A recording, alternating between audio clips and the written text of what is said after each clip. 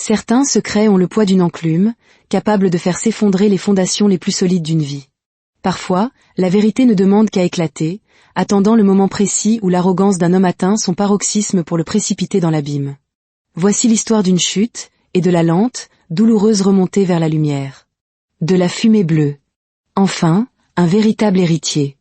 Jason hurla de joie, enlaçant sa nouvelle épouse. Son regard croisa celui de Lisa, son ex-femme, qui passait par là. Tu vois, Lisa? Voilà ce dont une vraie femme est capable. Dommage que tu sois si vide. Lisa ne répondit rien. Elle se contenta de presser le bouton de sa clé de voiture.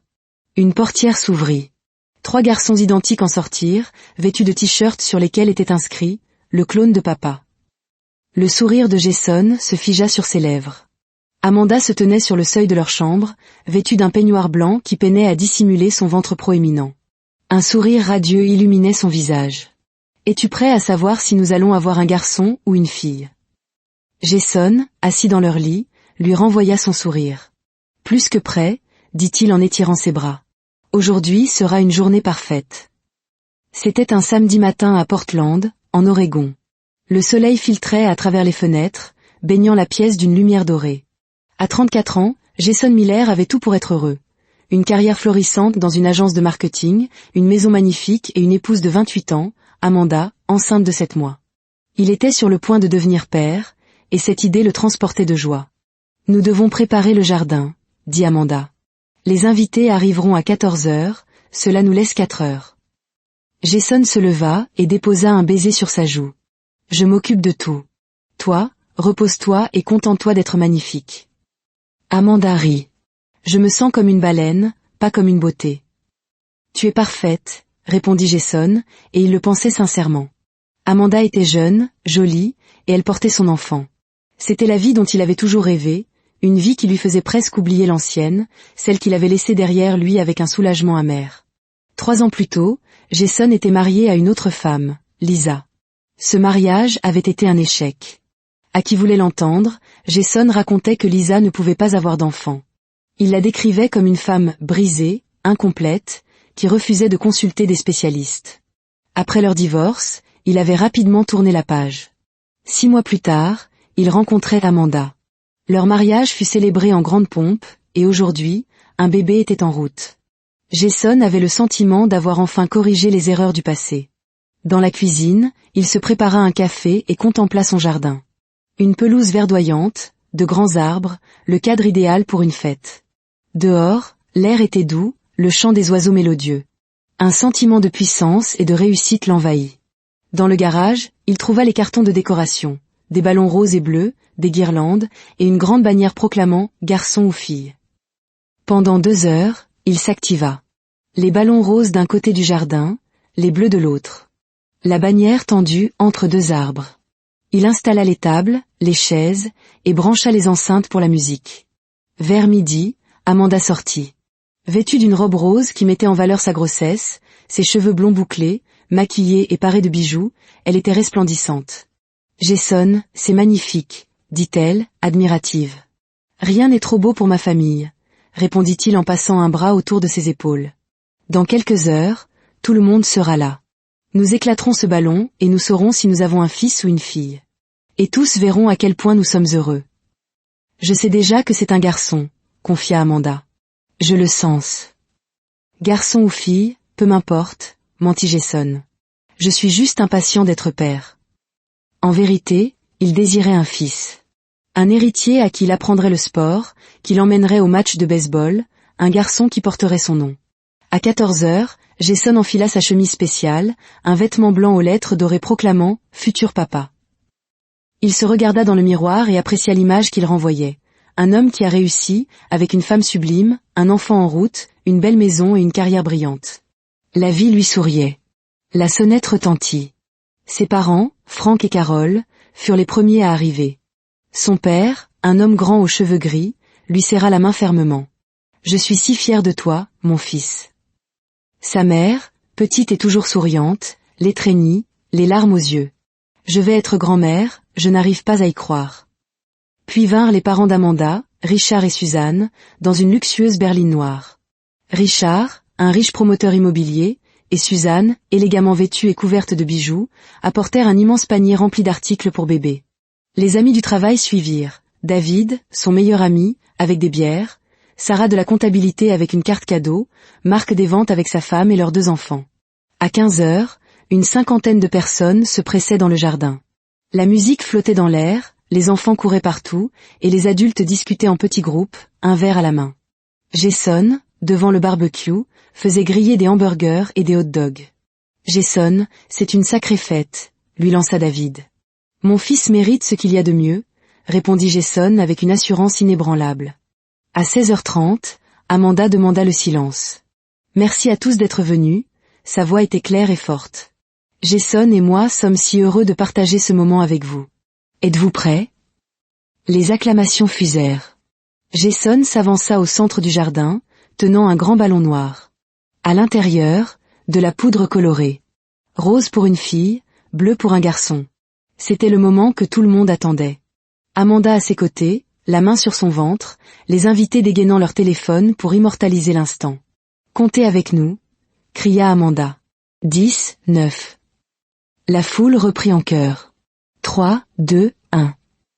Jason leva une épingle pointue vers le ballon. Il balaya l'assemblée du regard. Ses parents, ses beaux-parents, ses amis, tous réunis pour célébrer son bonheur. C'est alors qu'il la vit. Une petite Honda argentée qui passait lentement devant la maison. Il reconnut la voiture immédiatement. Lisa. Son ex-femme. Elle observait la fête depuis sa voiture. Une vague de colère submergea Jason. Sa main se figea. Que faisait-elle ici? Juste aujourd'hui? Était-elle venue gâcher son moment de triomphe? La jalousie, sans doute. Elle ne supportait pas de le voir heureux, avec une vraie famille. En une fraction de seconde, il prit une décision. Il allait la blesser. L'humilier. Montrer à tous qu'il avait tourné la page pour quelque chose de bien meilleur.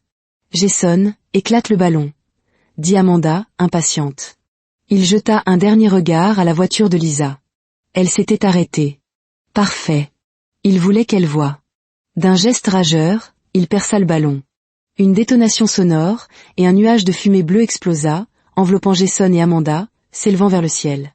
C'est un garçon, hurla la foule. Les cris de joie, les applaudissements, la musique plus forte. Mais Jason ne regardait personne. Ses yeux étaient fixés sur la voiture de Lisa. Il pointa un doigt accusateur dans sa direction et cria de toutes ses forces. « Tu vois ça, Lisa? Voilà ce dont une vraie femme est capable. » Les acclamations s'éteignirent. Les regards se tournèrent vers l'endroit qu'il désignait. Mais Jason, ivre de sa propre cruauté, continua « Tu as toujours été vide, brisé. C'est pour ça que je t'ai quitté. » Le silence devint total. Le sourire d'Amanda s'effaça. « Jason, arrête » murmura-t-elle en lui abaissant le bras. Mais il ne voulait pas s'arrêter. Il se tenait là, torse bombé au milieu de la fumée bleue, savourant sa vengeance. Maintenant, tout le monde connaissait la vérité sur son premier mariage. Ce n'était pas sa faute, mais la sienne.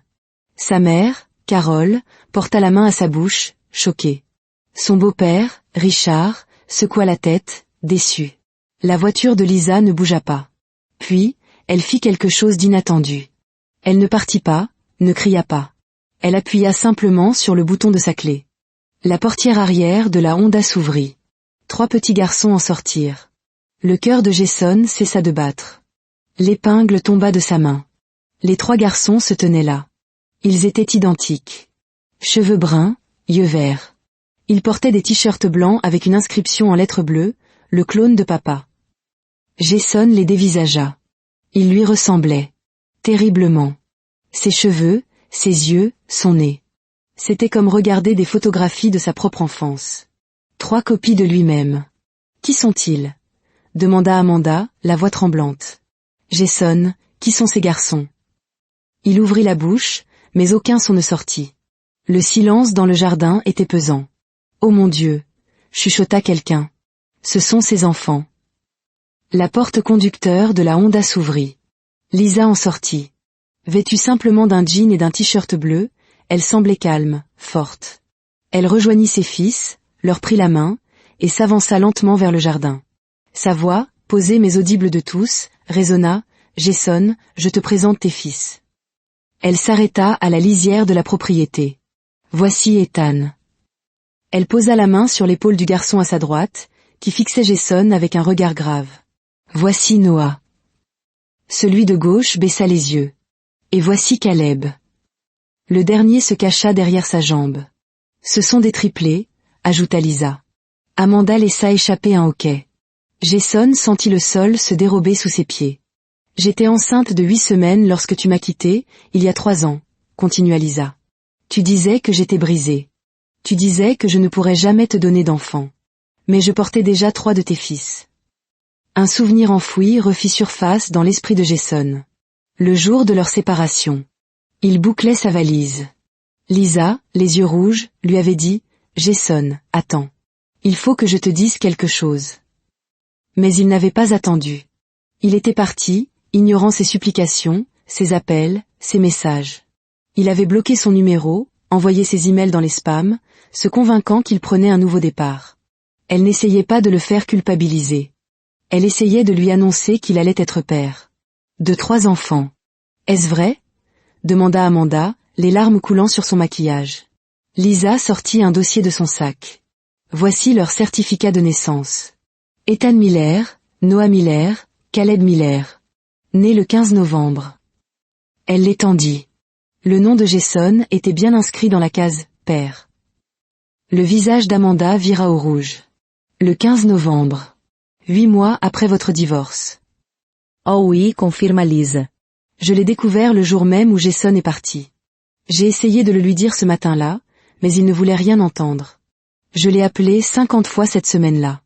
Il a bloqué mon numéro. Je suis même allée à son bureau. Sa secrétaire m'a dit qu'il refusait de me voir. Jason se souvint. Il avait donné l'ordre de ne plus la laisser entrer. 2 mois plus tard, à ma première échographie, j'y suis allée seule, raconta Lisa. Le médecin m'a annoncé que j'attendais des triplés. J'ai fondu en larmes. J'étais terrifiée. Sans argent, sans mari, sans aide. Ma sœur Emily m'a recueillie à Seattle. J'ai travaillé comme serveuse jusqu'à mon 7e mois de grossesse pour économiser chaque dollar. Le père de Jason, Frank, le foudroya du regard. Jason, est-ce que c'est vrai? Tu ne savais rien? Non, murmura Jason. Je ne savais pas. Je le jure. Tu ne savais pas parce que tu ne voulais pas savoir, rétorqua Lisa, sa voix se chargeant d'une colère froide. Tu m'as rejeté comme un déchet. Tu as dit à tout le monde que j'étais le problème. Mais le méchant dans cette histoire, Jason, ça a toujours été toi. Ethan, le plus âgé, s'avança d'un pas. Es-tu notre papa? Le cœur de Jason se brisa. Il voulut dire oui, s'excuser, mais les mots restèrent coincés dans sa gorge. Maman a dit que tu ne voulais pas de nous, sanglota Noah. Jason tomba à genoux sur l'herbe. Lisa, je suis tellement désolée, pleura-t-il. Je ne savais pas. Même si tu avais su, qu'est-ce que ça aurait changé? Le coupa-t-elle. Tu m'as quand même abandonné. Tu as sali ma réputation pendant 3 ans. Et aujourd'hui, devant 50 personnes, tu m'as traité de femme vide et brisée. Mais je ne suis pas rien, Jason. Je suis la mère de tes 3 fils. Je les ai élevés seule. J'ai changé leurs couches, je les ai veillés la nuit, je leur ai appris à marcher, à parler. Tu n'as jamais été là. Amanda laissa tomber les certificats de naissance. Tu m'as menti. Hurla-t-elle à Jason, sa voix brisée par la douleur et la trahison. Tu m'as dit qu'elle était stérile. Toute notre relation est basée sur ce mensonge. Elle courut vers la maison et claqua la porte, qui se referma avec un bruit de tonnerre. Jason la suivit, mais la porte était verrouillée. Il tambourina, supplia, mais Amanda était déjà montée à l'étage. Il se retourna. Les invités partaient, un par un, sans un mot, sans un regard. Son meilleur ami, David, s'approcha. « Mec, je croyais te connaître.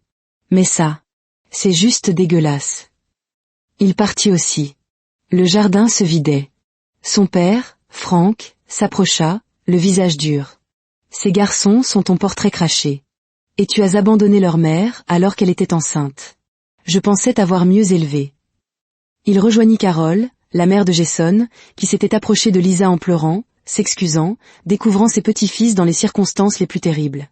Bientôt, il ne resta plus que Jason, seul dans son jardin dévasté, au milieu des ballons et des restes de la fête.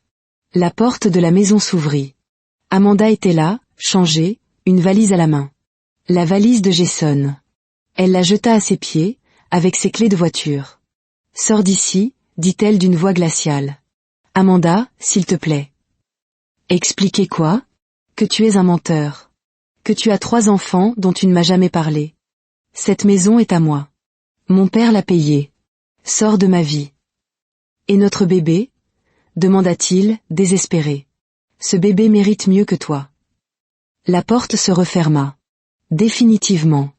Jason prit sa valise et ses clés. Il n'avait plus de travail, plus de femme, plus de maison, plus d'amis. Il conduisit sans but, son téléphone vibrant sans cesse de messages de haine et d'incompréhension. Une notification attira son attention. Un lien vers une vidéo. La vidéo de la fête. Filmée par un invité. Son humiliation de Lisa, l'arrivée des garçons, la colère d'Amanda.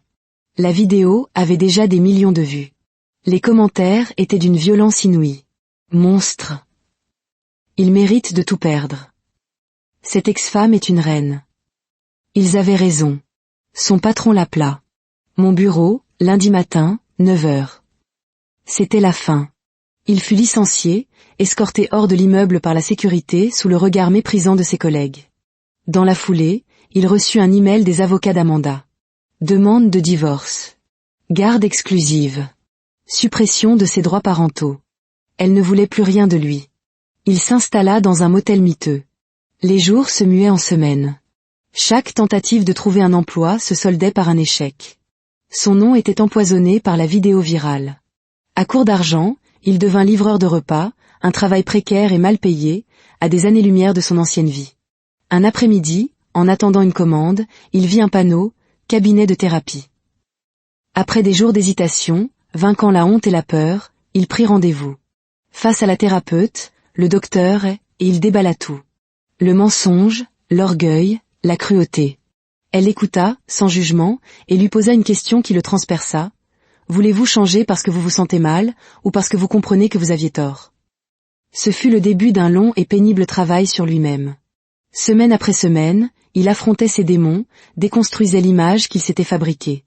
Il comprit que sa cruauté envers Lisa n'était que le reflet de sa propre insécurité, de sa peur panique de l'échec. Après 3 mois, il écrivit une lettre à Lisa.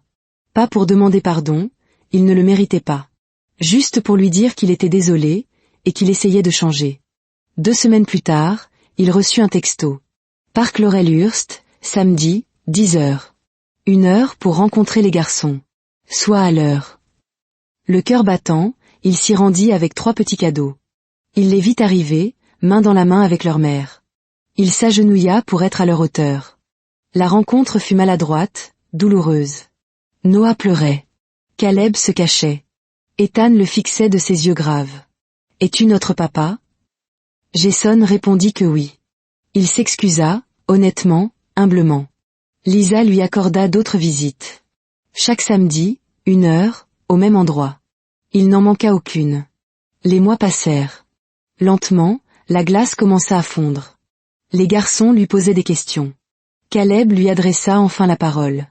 Noah lui offrit un dessin de leur famille, le représentant un peu à l'écart.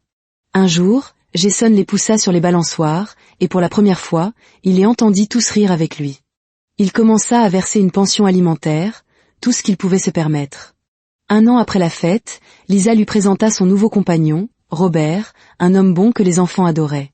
Jason ravala sa jalousie, comprenant qu'il avait perdu ce droit depuis longtemps. Il renoua timidement avec ses parents, qui purent enfin rencontrer leur petit-fils. Il ne revit jamais Amanda. Elle eut son fils, se remaria, et semblait heureuse. Une porte fermée à jamais, une perte qu'il devait accepter. 2 ans s'étaient écoulés depuis la catastrophe. Sa vie était modeste, mais il était là. Pour chaque match de foot, chaque exposé de sciences, chaque samedi au parc. Les garçons l'appelaient Jason Papa. Ce n'était pas encore papa, mais c'était déjà un miracle. Puis, un matin d'automne, alors qu'il admirait une feuille rouge que Caleb venait de trouver, le petit garçon lui prit la main. « Viens, je veux te montrer autre chose. Viens, papa. » Jason se figea. « Papa. Juste, papa. » Le mot était sorti naturellement, sans y penser. Il regarda Lisa. Elle avait entendu. Elle ne sourit pas, mais elle hocha la tête, une seule fois. Un signe d'approbation. En suivant son plus jeune fils vers l'étang, la main dans la sienne, Jason comprit. Être un père, ce n'était pas une question de fête grandiose ou de vie parfaite. C'était être présent. Encore et toujours. Même quand c'est difficile. Même quand il faut des années pour mériter un simple mot. Il avait tout perdu, mais il avait gagné l'inestimable. La chance, qu'il ne méritait pas, de devenir quelqu'un dont ses fils pourraient, un jour peut-être, être fiers. La rédemption n'est pas une destination, mais un chemin. Un chemin qu'il était enfin prêt à parcourir, un pas après l'autre.